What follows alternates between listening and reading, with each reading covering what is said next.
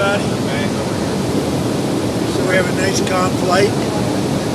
I think the trip was great. We had a lot of good response, even from the fake news. And I think Greenland's going very well. It's in negotiation. And I think what we did today was great. It was great. That's going to be a great board. That'll be a board, I think, like no other. Right? That's a board like no other. A lot of people joining. We just went out with the letters. A lot of people are joining. Now we have a flight back, and we'll be landing in 4 hours and 45 minutes. And I'm going to be very late for a dinner, but that'll be okay. What are some of the elements of the Greenland concept that you can tell? There was really a negotiation, but it's infinity. The time limit is infinity, meaning there is no time limit. It's forever. It's you hear about 99 years, 50 years. It's forever. That was discussed. We can do anything we want. We can do military. We can do anything we want. And it's being negotiated, and let's see what happens. I think it'll be good. Would the U.S. have no price? There's no purchase price. Would the U.S. have pockets of sovereignty over parts? We have a lot of great things in the deal, and don't forget they're also good for Europe. Because when we're good, they're good, and if we're not good, that's not very good for them.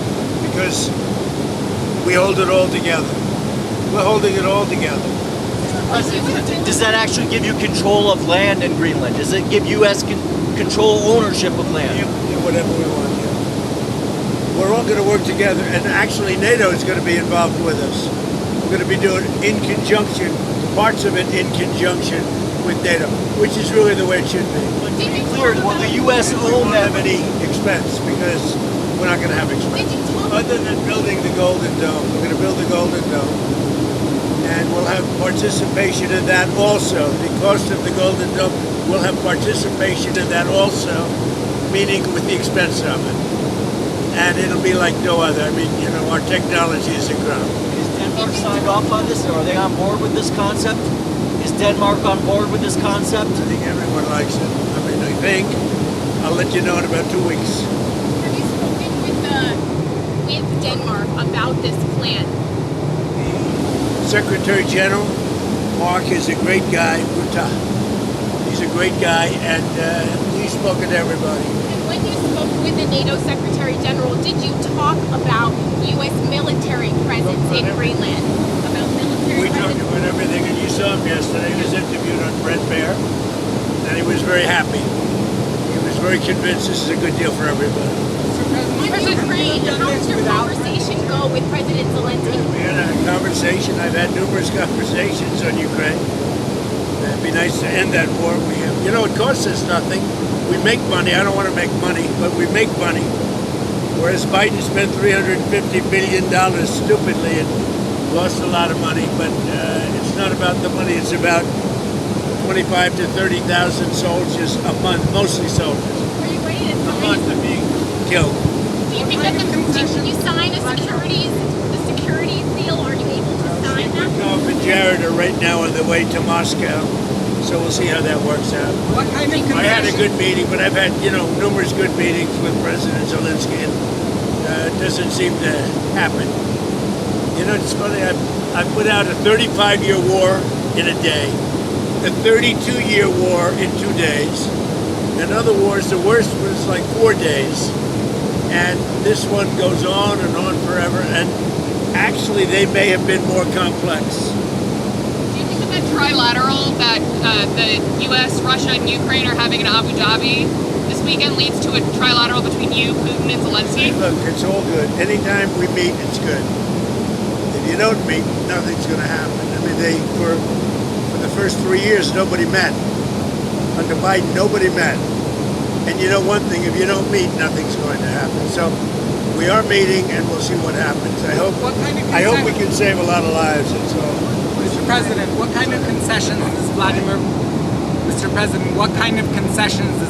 Putin need to make at this point? I mean, he'll make concessions. Everybody's making concessions to get it done. Europe is going to be a part of it. It's got to be a part of it. Look, it's more for Europe than for me. I mean, I'm doing this more for Europe than for me. I'm doing it to save lives, number one. I'm doing it secondarily for Europe. I'm not doing it so much for the it doesn't affect us very much. Other than the loss of lives, you know, we're not affected by this. You know, it's thousands of miles away. We're separated by an ocean. But I have an ability to get things done like this, and we'll see if I can get it done. I mean, it would never have gotten done. I thought Putin wanted the whole thing. Maybe he does, but he's not gonna be going there unless we don't make a deal. But we had a good meeting today with President Zelensky. I think a very good meeting. What's the main holdup? What's the main holdup to getting a deal? The main holdup is the same things that have been holding it up for the last year. Look, this is a war. This is Biden's war. This isn't my war. This is a war that should have never happened. But it's complex because you have beats and bounds. You have streets. You have rivers. You have everything. You know, where does it end? So it's a little bit complicated. But I've had that in 5 of the other wars. You know, there are beats and bounds. It's a location. It's boundaries. And I got them done fast in days. And this one is just going on. You know, what's happened here is there were times when Putin didn't want to make a deal, times when Zelensky didn't want to make a deal, and it was like opposite times. Now I think they both want to make a deal, but we'll find out. Did something change that makes you think that Putin and Zelensky now are serious about it? I don't make any predictions. There are no changes. I think that President Putin would like to make a deal. I think that President Zelensky would like to make a deal. What did Zelensky say today? I mean, he came all the way there to meet you. What did he say? He said he'd like to make a deal. I mean, you know, there's not much you can say. People know the parameters. It's not like, you know, we're discussing things that have been discussed for 6 or 7 months, and he came and he said he wants to make a deal because I wasn't necessarily sure. I think he should want to make a deal. It's pretty tough. It's really tough on the people of Ukraine. I'll tell you that. Mr. President, How they live without heat, where it's 20 degrees below zero. You know, it's very cold. That's a colder climate for the most part than Canada, and they live without heat. I asked him, I mean, how do they do that? And he gave me an answer. It's pretty amazing what they do to live. There's no way to live. Yeah. back to Greenland. Can you elaborate more on just, we're trying to understand what exactly the concept is here. Is the U.S. going to actually take ownership of it? We'll have something in 2 weeks. There's a good spirit to get something done, and we have to have a strong freedom. We have to have the ability to do exactly what we want to do. We have a great military. I built a great military. I did this in my first term. And continuation, big continuation. I think what we did with the defense companies was very important too, because we need things faster. We have the best weapons in the world by far. We showed that last week with Venezuela. We have the best weapons in the world. We have to make them faster. How would it be any different than the current situation? The U.S. can... Much different, much more detailed, much more generous to the United States. It's a much more generous deal. It has to be. And we're building a Golden Dome, and you see the way it works.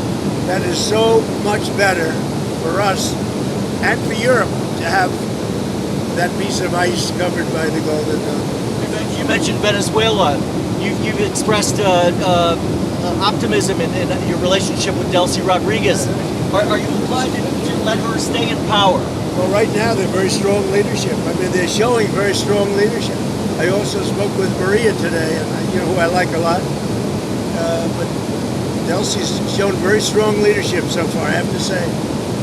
And we're moving in, you know, to the United States, millions of barrels of oil as we speak. You know that. You see it. You see what's happening. Over 50 million barrels of oil is already moved or moving into the United States, and much more to come.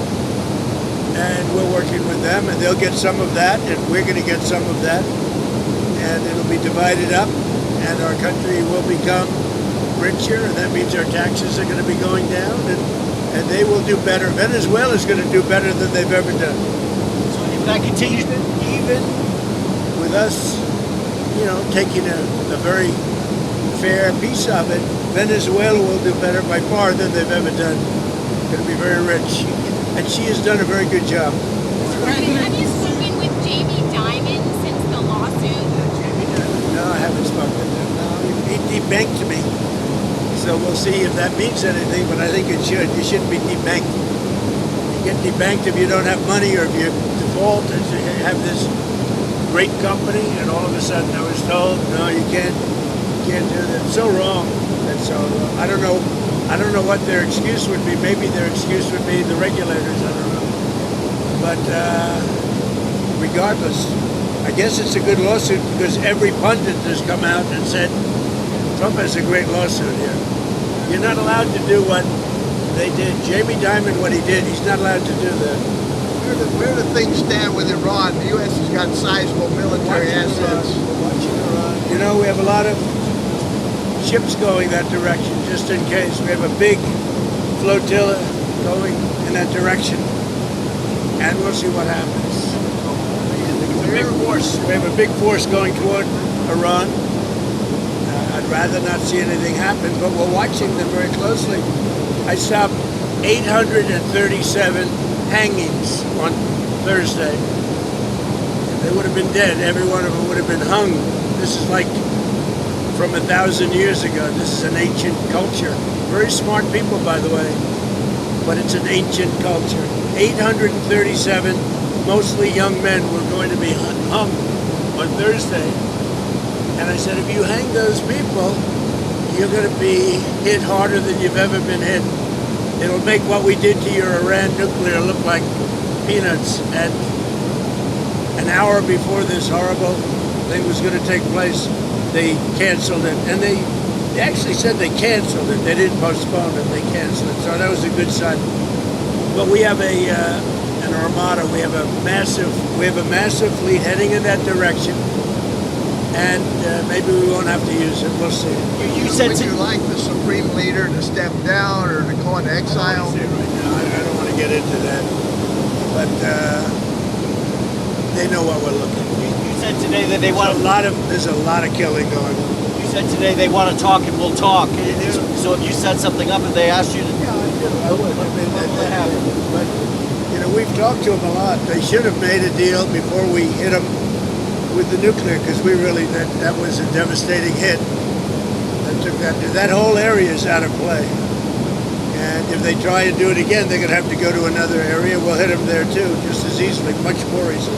Because that was very advanced. They were building that for 10 years, and they'd have to start anew. So there was a total obliteration. Are you still planning to go ahead with those tariffs that you had mentioned on the secondary tariffs for those affected by businesses in Iran, the 25% tariffs? I am doing that, yeah. We're doing that. If you do business with Iran, you're going to have a tariff of 25%. And when should that go into effect? Effect very soon. Do you still think there's a possibility that the UK or France could join the Board of Peace? Well, I think they're going to want to. Look, some countries have a prohibition, and they're going to their legislatures and getting out. In most countries, the prime minister or the president can sign. You saw a lot of them today. Don't forget, the letter only went out 2 days ago. We had almost 30 people already, at very important countries. But there are some countries, like Italy, who told me she wants to sign. She wants to be desperately, but I think she has to go back to her legislative branch. And we have that with Poland too. He said we want to. I was the one that endorsed him. He's great, by the way. He's doing a great job, Carol. But he has to get an approval. Some have to get an approval, some don't. Most don't, but some do. They have, a legal requirement to get an approval. Do you envision being chairman of the Board of Peace past your second term in office? I have the right to be if I want. I'll decide. See what happens. But they'd like me to be.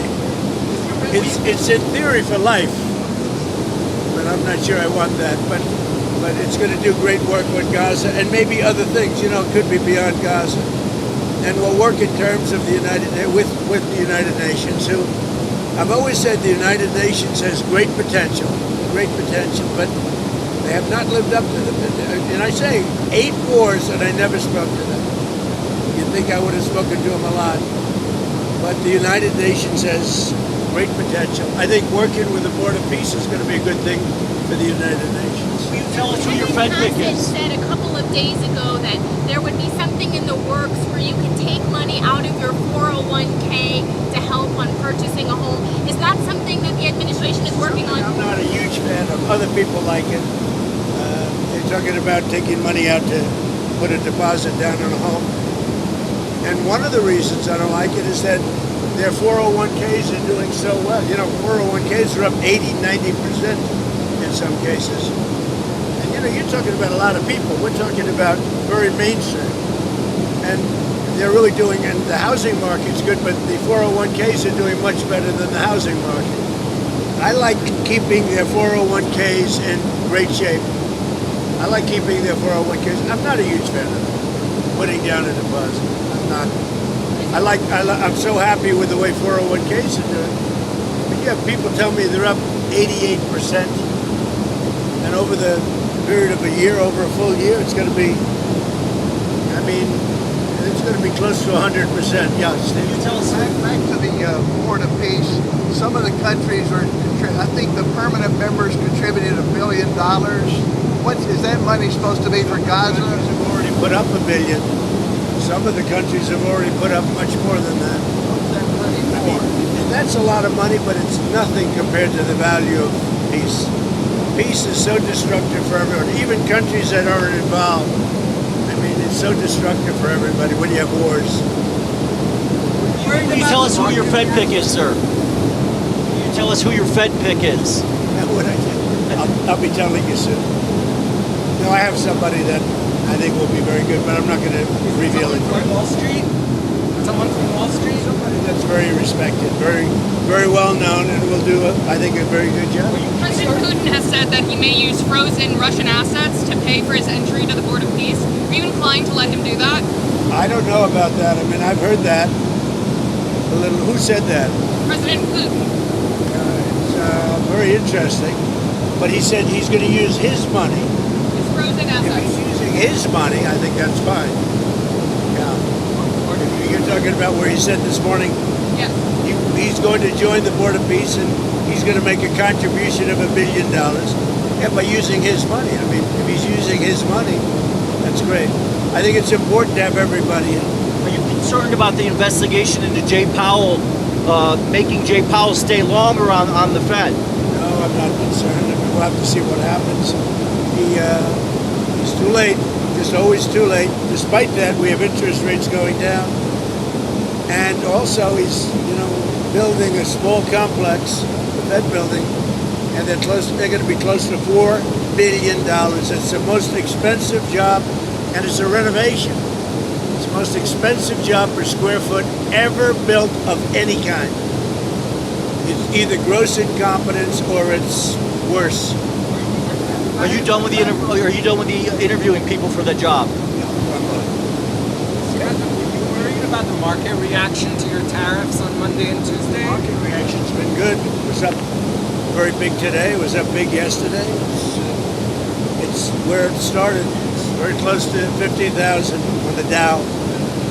And nobody thought you could be breaking 50,000 during the first year. So we'll see what happens. No, pretty much even, right? It's just about even. The market came up only after you backed away from your threats. As of yesterday, the market came up very nicely. On that 10% cap with the credit cards, is that an end goal? Is it a negotiating point? And are you speaking with certain lawmakers? People, the credit card companies are getting 28% interest. So a guy goes out, they don't even know it. These are people, regular people. They don't know that they're paying 28%. And then it's a little bit overdue and they end up having to file for bankruptcy. I'm not going to let that happen. So it's a 1 year 10% cap on credit cards. We have to get that approved by Congress too. So that's not a no-brainer. Did you say that you It should be a no-brainer, but it's not. Sir, did you say that you spoke with Maria Machado today? Yeah, I called her. Can you tell us about that We conversation? have a very good relationship, just to say. She's a good woman, a very nice woman. She's been through a lot. And at the same time, I'll tell you, they're doing a very good job in Venezuela. So it's interesting. I get along with both sides. I get along with everybody but the media. You know, the fake news and I don't get along, but I get along with So everybody. when will you pivot, sir, to at what point will you pivot in Venezuela to say we should have an election there? I want to see how they do. First of all, they have to, we have to take in a lot of money. We have to get that back. Right now, they're not living well because of what's gone on for years. Really, it's years of socialism and worse. It's really, worse than socialism. But we're going to start drilling very soon. We have the biggest companies in the world. We have them, and they're going to be going in. They're all negotiating right now. And we're representing the nation, and the nation is very thrilled by that because we're really good at this. And they'll be taking in more money than they ever have, but we'll be taking in a lot of money too.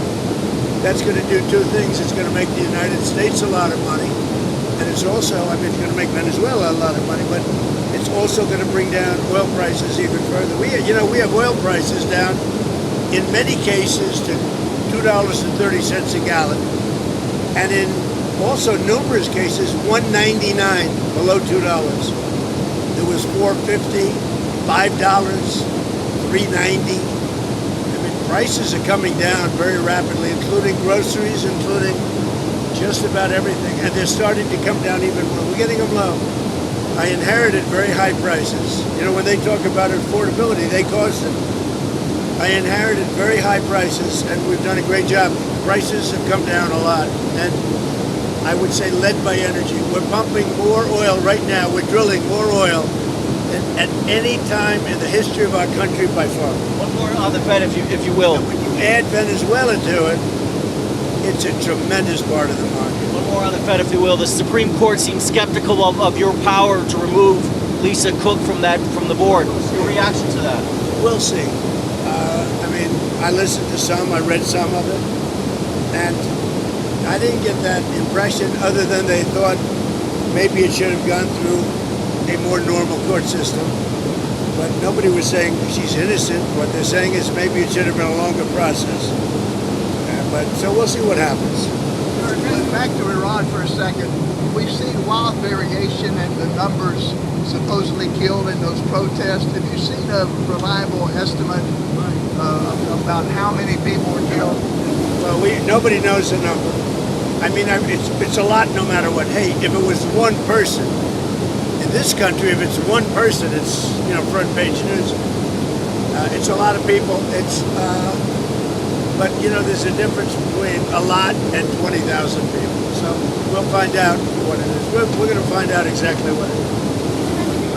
Have you arranged a meeting with health insurance executives? You had mentioned you would have. When will that be taking place? With the biggest company, yeah. We have. What I'd like to see is that the money is paid not to the health insurance or not to the insurance companies, directly to the people into a healthcare account, savings account. And the people buy their own healthcare. Now, the Democrats don't like that because they're owned by the insurance companies.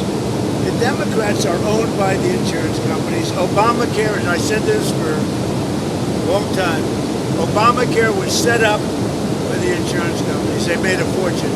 1,000 points, they're going up 1,000, 1,250, 1,359%. That's all the money pouring in. I want the money to go directly to the people. Let the people buy their own health care.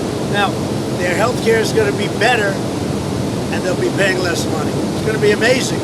But we have to get the Democrats to support it, most likely. Yeah. You're going to Iowa on Tuesday. What's your message there ahead of the midterm elections? Great to the farmers. The farmers have been great. I helped them out when we were going through the difficulty with China, which we solved. China's buying a lot of product right now, as you know. But while we had that negotiation, and I gave them, billions of dollars, and they were very happy. The farmers like Trump, and I like the farmers. I won their vote I won almost all aspects of look at the auto workers, how well I did with the Teamsters, the auto workers. But the farmers have been very special to me, very successful. All 3 terms. I won it all the time. So I think they're really happy, the farmers, with what's happening. You've expressed some concern, though, about the midterm elections. Well, my only concern is that presidents never win. You know, what is it, 2 times in 50 years? Democrat or Republican. Even, I mean, nobody had a better first year than I did. Look at what we've done. We have the greatest economy in the world. We have the greatest investment in a country in history by many times. Nobody's ever had that. Think of it, $18 trillion. We have thousands of businesses being built right now. And they're going to be opening soon, and it's going to be amazing. Also, the great big beautiful bill kicks in now, you know, now and over the next couple of months. That's going to have a huge impact when you have no tax on tips, no tax on Social Security, no tax on overtime. That's going to have a huge impact. Also, the 1-year depreciation is big for businesses. They're going to have to hire a lot of people. So I don't think there's ever been anything like it. I think we have a great country. We have a country back. We were a dead country, and now we're great. How much travel are you going to do this year, campaign travel? I'm going to do a lot of campaign traveling. I hate to tell you guys, but it's going to keep you employed. Now, we're going to work hard. I mean, the only problem with that question is, for whatever reason, it's a deep down psychological reason, sitting presidents that won, even that won big, we won big, all 7 swing states, a popular vote, sitting presidents don't seem to do well in the midterms. I guess over a 50-year period, they won twice. So I don't know what that is. That's something down deep. You'd have to ask a psychiatrist about that. But we should do great. We won the election big. The border is now great. The border is the best we've ever had. The border is the best there is anywhere in the world. Look at some of the European countries, what happened. They wish they had our border. And they tell me that openly. They wish they had our border. And they have to do something about immigration. Mr. President, how many times do you think you'll meet with the Chinese president this year? I'm going to make a trip. I'm going in April. He'll come toward the end of the year. And I look forward to seeing President Xi. I've always had, his wife is fantastic. He's an amazing guy. And I've always had a great relationship. President Xi of China. Always had a great relationship with him. It was a very strained relationship during COVID. But now it's an excellent relationship. Look, you see that. Look at all the farm product they're buying now. The soybeans, they're buying a lot of soybeans, and that makes our farmers happy. And that makes me happy. Thank you very much, everybody. Thank you. We saw the bruising on your hand. Are you okay? Very good. You good? I clipped it on the table. So I put a little, what do they call it, cream on it. But I clipped it. I would say take aspirin if you like your heart, but don't take aspirin if you don't want to have a little bruising. You know, if you take I take the big aspirin. And when you take the big aspirin, they tell you you're bruised. The doctor said, you don't have to take that, sir. You're very healthy. I said, I'm not taking any chances. So anyway, but that's one of the side effects of taking aspirin. Thank you very much, everybody. Appreciate it.